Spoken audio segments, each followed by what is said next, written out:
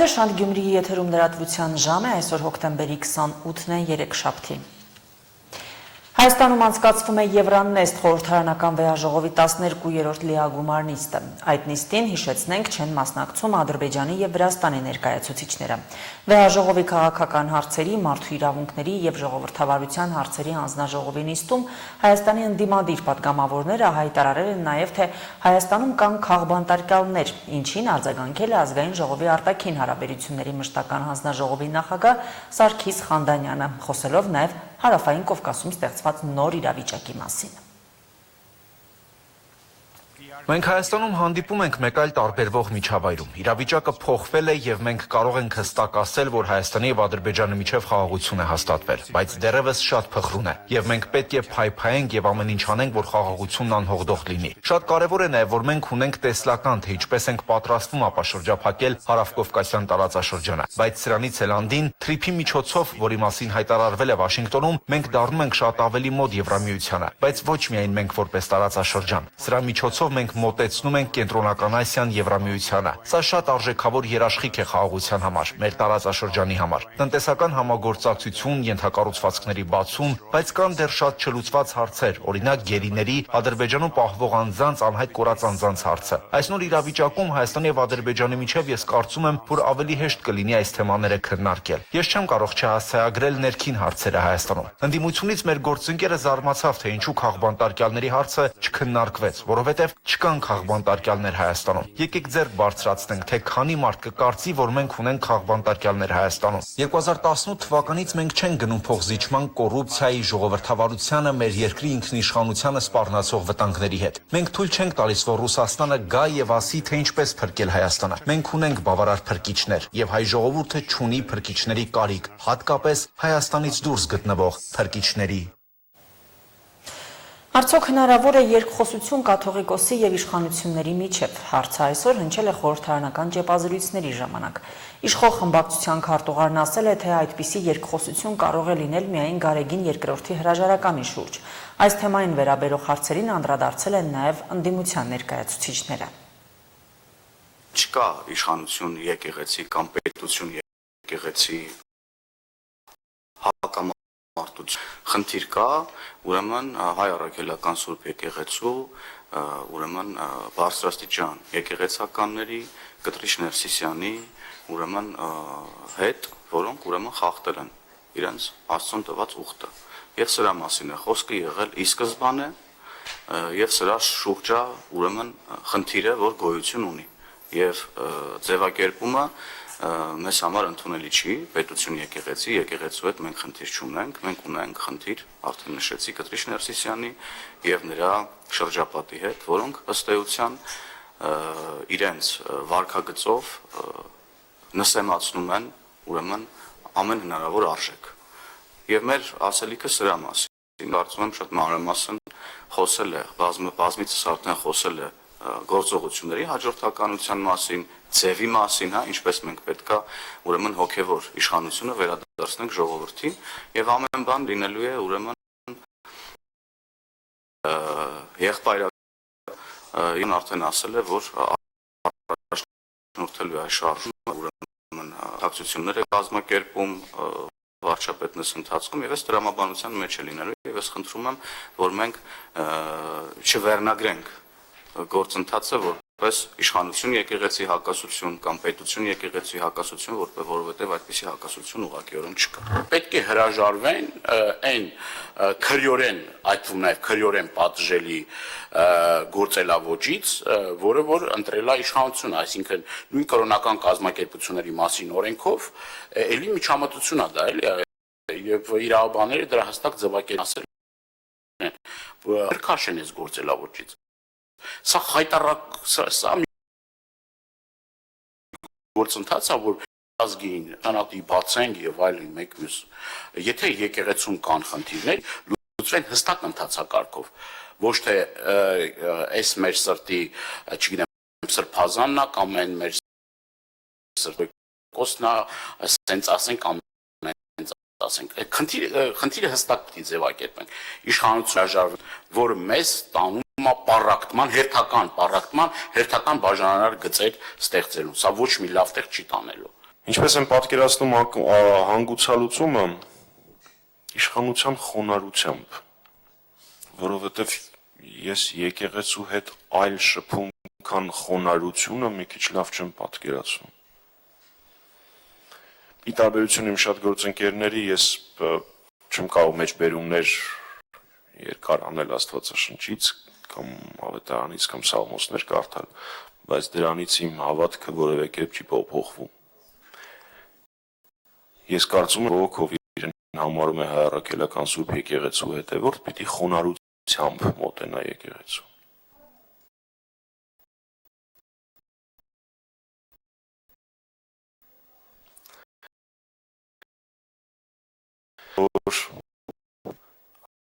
Հանգուցալուծում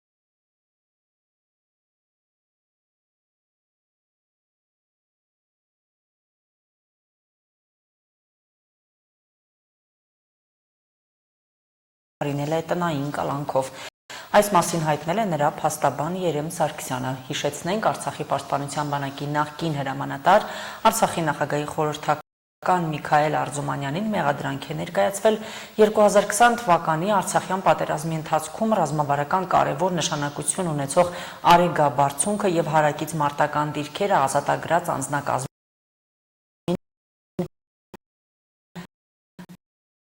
նահանջ հրաման տալ։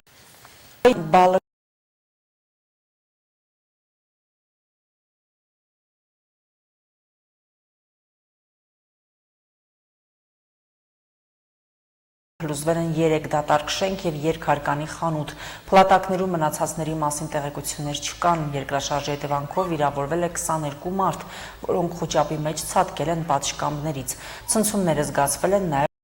Բուրսայում, Մանիսայում, Իզմիրում եւ Ստամբուլում։ Իսրայելի արտաքին գործերի նախարար Գեդեոն Սահարը հայտարարել է, որ Իսրայելը ընդունի թուրքական զորքերի տեղակայումը Գազայի հակամարտության կարգավորման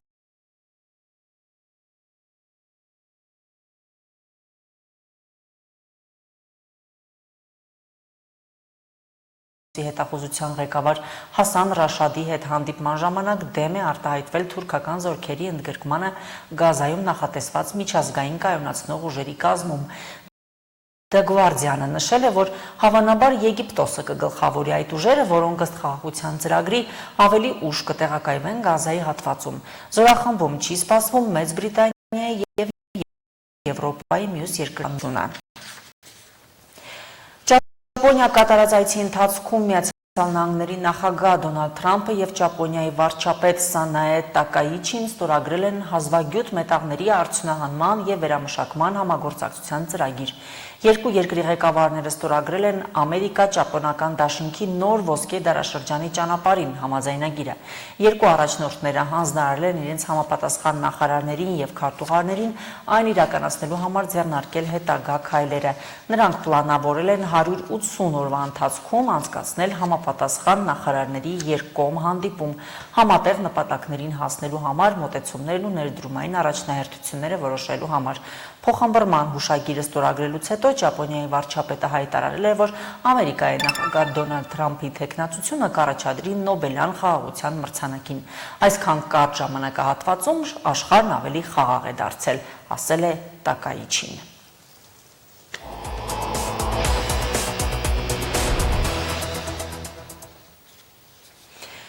Հեռաբժշկության ծրագրի արդյունքում Վանաձորի բժշկական կենտրոնը միացել է կաթվածի բուժման ազգային ծրագրին եւ համագործակցում է Գյումրի բժշկական կենտրոնի կաթվածի եւ նյարդաբանության բաժանմունքի հետ, որն առայժմ միակն է, որ գործում է մարզային բժշկական կենտրոններում։ Տելեկաթված ծրագիրը հնարավորություն է տալիս ապահովել արագ օգնություն եւ փրկել կյանքեր։ Ծրագրի եւ նոր ներդրված պետական ռեգիստրի զարգացման ուղղությունները առողջապահության ոլորտի մասնագետները քննարկել են Գյումրիում անցկացված գիտաժողովին։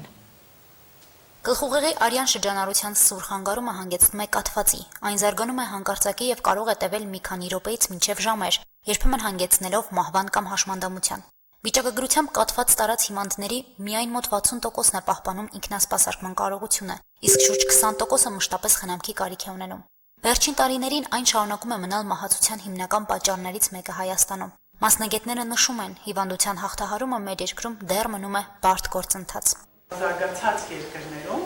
կաթվածի հանդիպման հաճախականությունը ընկնում է վերջին տասնամյակներին։ Պատճառը գերազանց պրոֆիլակտիկան է, ճնշման հսկողությունը, դիաբետի, շաքարի, հիպերխոլեստերինեմիայի ռիսկի գործոնների գերազանց կառավարելն է։ Իսկ աշխարհի մյուս երկրներում, այդ թվում նաև մեր երկրում, կաթվածի հավանականությունը բարձրանում է։ Եթե զարգացած երկրները կառավարում են կաթվածը, մեր երկրներում այն ծաղկում է։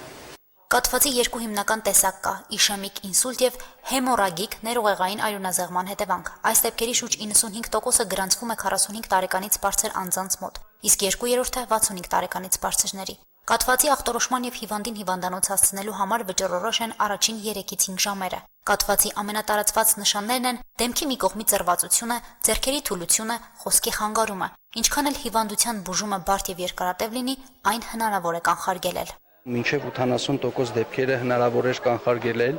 եթե մենք թողնենք ծխելը, եթե մենք ալկոհոլի չարաշահում չունենանք, եթե մենք հսկենք զարկերակային գերճնշումը, եթե մենք հսկենք այրան մեջ գլյուկոզայի շաքարի պարունակությունը, եթե մենք վարենք սպորտային ապրելակերպ եւ ավել քաշ չունենանք։ Այսինքն աշխատելու ուղղությունները բազմաթիվ են։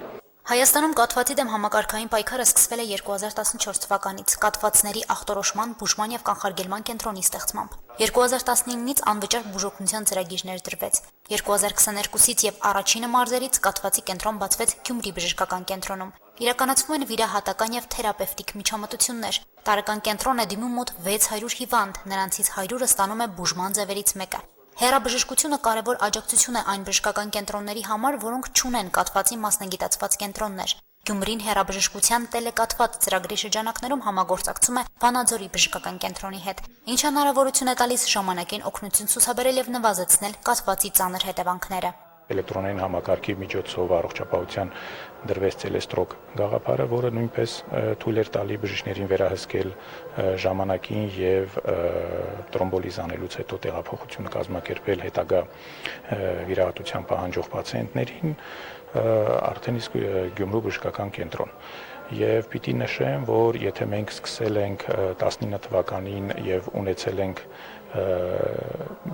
մեկ տարվա մեջ մինչև 190 դեպք եւ գումարը մոտ 353 միլիոն դրամի չափով, ապա նույն ժամանակահատվածում արդեն իսկ 25 թվականը այդ դեպքերը անցել են 600-ը եւ գումարն էլ բազմապատկվել է։ Հիվանդության դեպքերի քանակը եւ առանձնահատկությունները հասկանալու համար ներդրվել է կաթվածի պետական ռեգիստր։ Այն հնարավորություն է տալիս պարզել, թե որ մարզում դեպքերի ինչ տոկոս է գրանցվել, որ տարիքային խմբերում եւ առաջին օգնություն ինչպես են կարողանում ցուցաբերել բուժ հաստատությունները։ Ռեգիստրում արդեն գրանցված է ավելի քան 2000 բուժառու։ Մենք ստեղծեցինք կաթվածի ռեֆերենտների ցանց ամբողջ հանրապետությունով մեկ եւ հետագայում արդեն կմշակենք տվյալները եւ ավելի լավ կպատկերացնենք որոնք են այն ռիսկի գործոնները, որոնք են այն շտկումները, որոնց կարիքը ունի մեր հանրապետությունը։ Մինչև այս համակարգի ստեղծումը մենք տվյալների ամփոփումը ունենում էինք 1 տարի հետո, որը ըստ էության արդեն իսկ արդիական չէր լինում եւ շատ դժվար էր հասկանալու, թե որ կենտրոնը ինչպիսի միջոցներ է ձեռնարկել, ինչպես է զարգանում եւ ինչ արդյունքներ է ցույց տալիս։ Ես կարծում եմ, որ իհարկե էլեկտրոնային համակարգը գործարկված է, բայց դրա տվյալների ամբողջականության եւ հավելյալ հատվածների ընդլայնման մասով դեռ աշխատանքները պիտի գնան։ Կաթվածի կանխարգելման եւ արդյունավետ բուժման կարևոր եւ առաջնային պայման է տեխնիկական հագեցվածության բարձրացումը եւ նեղ մասնագետների վերապատրաստումը։ Կաթվածի ազգային ծրագիրը ընդլայնվելու է։ Առողջապահության նախարարությունը նախատեսում է կաթվածի կենտրոն հիմնել նաեւ Գորիս բժշկական կենտրոնում։ Հասմիկ Թումասյան, Վահագն Վարակյան, Հորիզոն։ Թատրոն դասասենյակում նոր ձևաչափով թատերական ներկայացումների նախագիծ է իրականացվում, որն ընդունված է գերմանախոս երկրներում։ Այն ըստ էության պատանի դերասանի թատրոն է, իսկ բեմադրության թեմա են դառնում պատանեկան տարիքի անձանց հուզող խնդիրները։ Նոր մոդելը Հայաստան է բերել շվեյցարացի դրամատուրգ եւ ռեժիսոր Լուսիեն Հոգը։ Հենրիկ Իգիթյանի անվան գեղագիտության ազգային կենտրոնի հետ համագործակցությամբ աշխատում է Երևանի եւ Գյումրիի թատերական ստուդիաների հետ։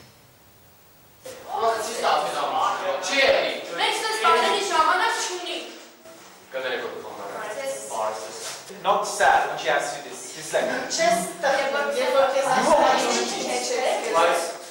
Շվեյցարացի դրամատուրգ եւ ռեժիսոր Լուսիեն Հոգը նախ Երևանում, հիմա արդեն Գյումրիում է թատրոն դասարանում նոր ձևաչափով ներկայացում բեմադրում։ Նախընտրելին եղել է Էտյուդ ստուդիան։ Պատանի դերասանները խաղում են ոչ թե բեմում, այլ դասասենյակում։ Որ իմացանք դասարանում է, այդքան շատ բարդություն չպատկերացրեցինք, միայն բարդը այն էր, որ հենց լինելու ենք ու շփվելու ենք հանդիսատեսի հետ, նրանց հետ խոսելու ենք, երևի թե դա կլիներ ավելի բարդ։ Մենք չգիտենք, որովհետև թե ինչպես նրանք վերաբերվեն մեզ, կարծականքեն մեզ, դա էր բարդությունը։ Իրականում չէի պատկերացնում, ոնց կարող ենք խաղալ դասարանում, մանավանդ երեխեքներ, այնտեղ դասարանի երեխեքներ են մասնակցելու, ես չէի պատկերացնում առանց բեմ, առանց երաժշտություն, առանց լույս ներկայացում, ոնց որ հիմնականում մեր վրա ամեն ինչ լիներ, չկար ոչ մի օգնություն։ So it's an opportunity to do theatre that is physically close. Այս ձևաչափով թատրոնը ֆիզիկապես թե թեմատիկ առումով ամենամոտն է հանդիսատեսին եւ ավելի մեծ տպավորություն է թողնում դեռահասների մոտ։ Այդ տարիքի երեխաների համար հաճելի է, որ իրենց հետաքրքրող եւ հուզող հարցերն են բարձրաձայնվում հենց իրենց մասնակցությամբ։ Ես ինքս նման հնարավորություն ունեցել եմ որպես աշակերտ խաղալ ներկայացման մեջ եւ շատ եմ տպավորվել։